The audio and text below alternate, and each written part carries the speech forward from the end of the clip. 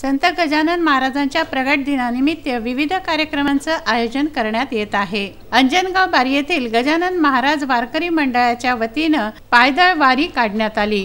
अंजनगाव बारी येथून शेगावच्या पायी दिंडीला वारीला सुरुवात झाली।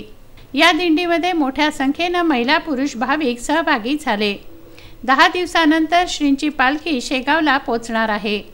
ग्रामप्रदक्षिणा घालून पालखी पुढील प्रवासाला निघाली। श्रींच्या पालखीचं गावात ठिकठिकाणी मोठ्या उत्साहात स्वागत करण्यात आलं।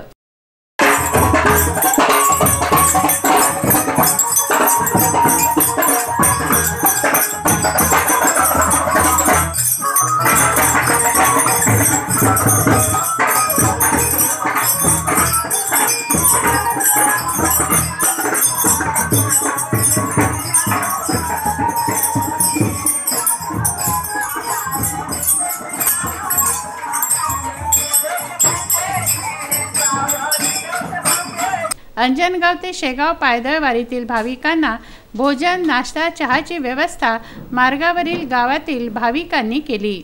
दिनकर सुंदरकर, विदर्भ न्यूज, नांदगाव पेठ।